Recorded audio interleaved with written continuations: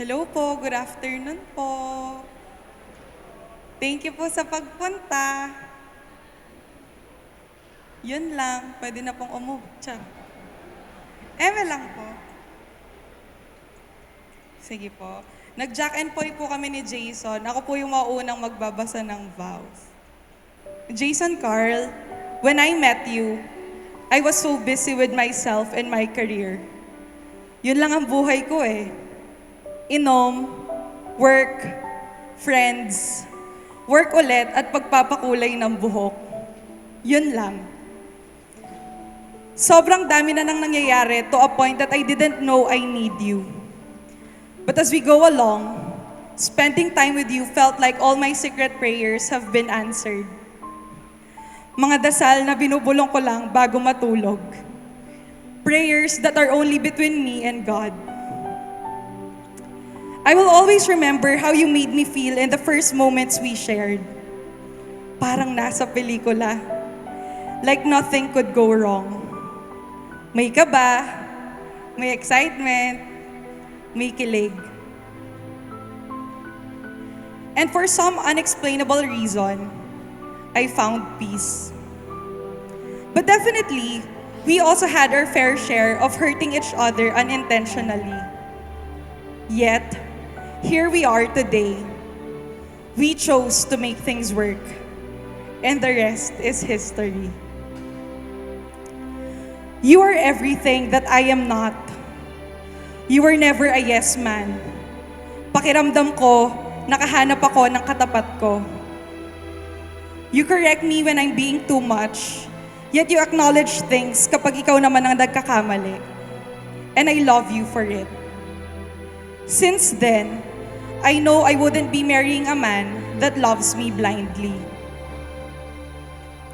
Hindi man tayo pareho ng paraan kung paano magmahal, gusto ko lang malaman mo, nakita kita. I see you, my love. You make me feel like a woman. I see a man that genuinely cares. You don't say things out loud, but I know that I can depend on you. I see a man that honors my family. I see a man that respects me.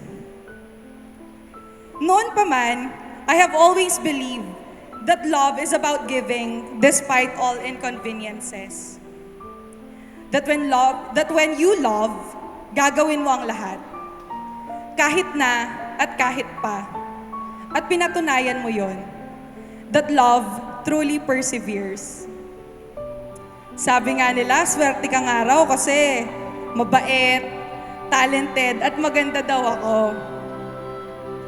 Little did they know, I am by far the luckiest and most blessed woman to have you as my partner.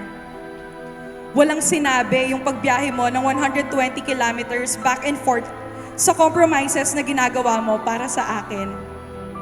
You traveling from Tarlac to Angeles every time just to spend a couple of hours with me may seem like your grandest gesture.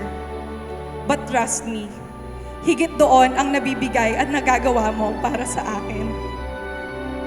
Nasa daldal kong to, may nakikinig na sa mga kwento kong paulit-ulit na. Nasa bibo kong to, finally, I can stay quiet without any questions. Not because you don't care, but because you understand my silence. Ramdam mo ko. Nasa lakas at independent kong to, sa wakas, pwede na akong maging mahina. Pwede na akong magpabebe. Kasi may sasalo na sa akin ng buong buo.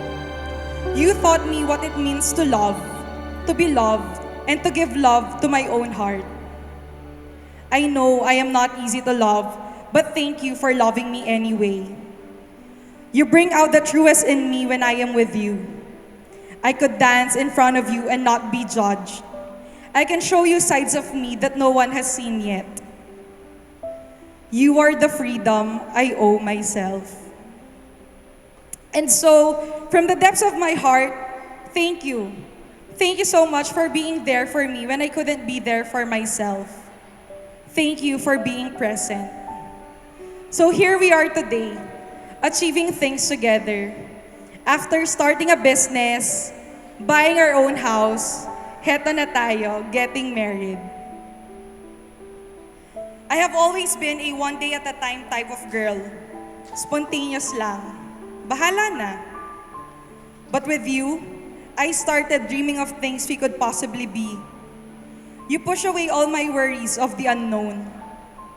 Sobrang excited ko sa bubuuin nating tahanan. A home that no one could break. A home that listens and speaks when needed. Gagawa tayo ng tahanan. Literal. A safe space kung saan tayo pwedeng tumahan. Hindi ka nagagawa ng souvenirs mag-isa. Hindi na tayo magvi-video call first thing in the morning. Hindi na tayo magsasend ng picture sa isa't isa when we see something amusing. Because from now on, we'll be seeing the funny and beautiful things ng magkasama. Hindi ka na uuwing mag-isa. Sabay at magkasama na tayo sa lahat ng bagay. At pag dumating na rin yung tamang pagkakataon, I know and I am sure that you will be a great father. Kasi ganun ka sa akin eh. You know how to lead and act your age when needed. Especially when I am acting my age. I look forward to being a parent with you. Actually, nung sinusulat ko po ito, natatawa ako. Alam ko na po kasi ako sinong mas strict sa aming dalawa. I am so excited to navigate and see things in the world with you. We'll mark every sea and city that we are going to visit. From now on, I am sure that nothing could ever be bad because I have you by my side. Baby, for years, you've battled against my time and schedule with my career, myself, and socials. You have always been last among all of those. Love, from now on, I declare that your battle has won. You are my endgame. I'll be your frontline soldier. Ako ang pinakaunang lalaban para sa'yo. I'll be your greatest investor. Ako ang pinakaunang maniniwala sa'yo at sa mga visions mo. Kasama mo ako sa lahat ng mga pangarap na tutuparin mo o natin. I'll bet all of me for you and for the both of us. And I'll be your best friend forever. To laugh at the silliest and random things with you. Pangako ko sa'yo na lagi ako nakahawak sa kamay mo. Ako ang matitirang nakatayo sa tabi mo kapag pakiramdam mong tinatalikuran ka na ng mundo. To my Jason Carl, my best friend, my partner, my first and my last, my husband, ready yourself dahil nagsisimula pa lang tayo. I love you no ifs, I love you no buts. Here's to a lifetime of flowers, long drives, eating out, annoying each other, and awesome breakfasts with you. To more of us, my love, I love you so much. I love you madaming madami. Forever yours, your baby, Ann Pauline Santiago, Yanza.